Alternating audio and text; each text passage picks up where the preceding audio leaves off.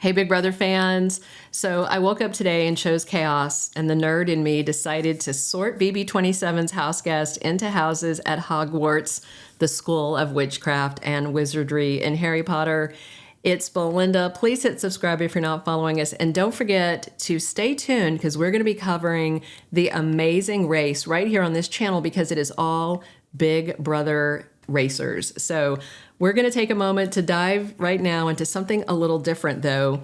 This Harry Potter Big Brother mashup has been slow cooking on the back burner of my brain ever since I saw stuff on people talking about using an Etsy witch to help Mickey in the game. And of course, Kelley saying she is a witch. I've seen a few comments where people saying so-and-so is definitely a Slytherin. So I appreciate that. I hope you enjoy this. I look forward to your comments because I'm sure there will be many of you who think I should have sorted them into different houses. By the way, I kind of first started thinking about this during the wall comp because it reminded me, for whatever reason, of the Hogwarts Express. All right, I'm going to start with Amy. I mean, she wasn't really a house guest. If you remember, it was her instigator thing that got her into the house, and she was just there, kind of nice, crying, floating, and then gone really soon. So I feel like she's a student that never made it to Hogwarts and got stuck outside of platform 9 3/4 and never matriculated. Now, let's do some sorting. I'm going to start with Gryffindor because that's kind of the smaller group that we have. I pulled out my sorting hat, and it told me that there are 3 Gryffindors in Big Brother 27. Now, the main trait of a Gryffindor is courage and determination. And of course, this is the house that Harry Potter sorted into.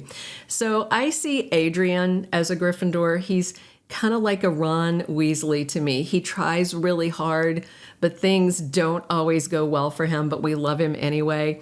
The other Gryffindor I decided is Chill Will. As a retired military veteran, he gives bravery and chivalry, and I feel like he is finished with school and is now a professor of muggle studies, the way he sits around and just observes the other house guest with a lot of annoyance.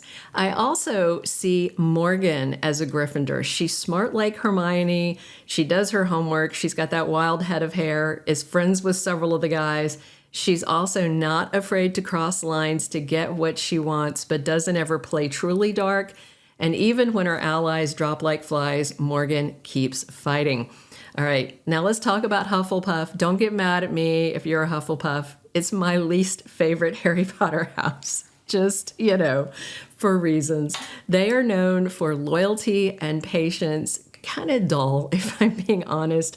I sorted Lauren into this house. She's just there. Whispery and indecisive. Do you remember Hannah Abbott from the Harry Potter books or movies? No, right? Well, Lauren probably won't be remembered either. I've also sorted Zae into the Hufflepuff house. He kind of reminds me of Newt, the guy who liked magical creatures, but with much shorter shorts. I've got Zach sorted in Hufflepuff too, and he's like Cedric Diggory, another Hufflepuff. Really handsome, all the girls liked him, and then bam, dead and gone. The last one I have sorted into Hufflepuff house is Ava Pearl. I feel like she's got an internship at the Quibbler tabloid and her best friend would be Luna Lovegood. But Ava reminds me more of Nymphadora Tonks. Do you remember her? That was the girl who could shift her face around. Ava's facial expressions are always so over the top. But I also think Ava kind of leans Slytherin, the way she is comfortable using derogatory slurs against the other women, but never to their faces. But I think she's salvageable. Now let's talk about Ravenclaw. Now this is my house. I'll just say that. So I'm a little biased, but I did have to sort some people into Ravenclaw that I wouldn't necessarily want to be in my house. But these are the kids that are creative, they're intelligent. So speaking of Luna Lovegood, the ditzy one who saw things that others didn't, that's who I see Ashley as in Ravenclaw. She seems kind of nutty and flaky and all over the place, but there's intelligence there, and she is working hard for her friends, and like Luna, she is going to survive pretty much to the end. I've also sorted Jimmy into Ravenclaw, but only because he begged the sorting hat to not put him in Slytherin. And if I think of a character that Jimmy reminds me of, I will say there's two. Professor Flitwick, the charms professor who also led the Hogwarts choir, that level of dramata. But Jimmy's theatricality also kind of reminds me of Professor Trelawney, the nutty divinations professor who was also a Ravenclaw. Now, I have sorted Keanu into Ravenclaw as well because there's no doubt that he is smart, but there is some gap, some disconnect in his brain that just can't take knowledge and apply it effectively. But he's also, of course, really hot. So I see him as Big Brother 27's version of Gilderoy Lockhart. Do you guys remember the handsome teacher that was, all the girls swooned, but he was totally incompetent and he just couldn't get things done and he didn't listen to anybody like Keanu does not, and he persisted in his repeat failures and trying to take credit for other things that people had done. Lockhart almost lasted till the end too, but then he went out as Keanu has.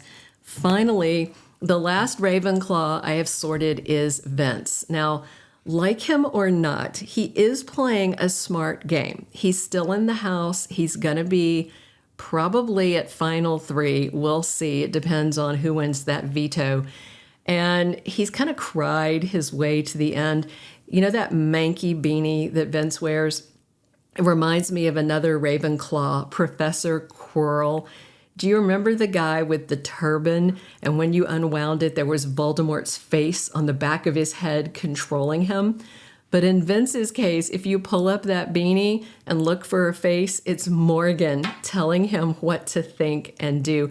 I also had a second take on Vinny. I just have to share. Do you guys remember a moaning Myrtle, the annoying ghost who was always crying and lurking in the bathrooms? She's also a Ravenclaw, and I could see Vince being that kind of ghost. Sniffly, piffly, lurking, and irritating. Finally, let's get to the Slytherins, and you may already be guessing who you're going to find there. First, there's Kelley, the Antstigator, who tries to start stuff and stir the cauldron, and then tries to slither her way out of what she started.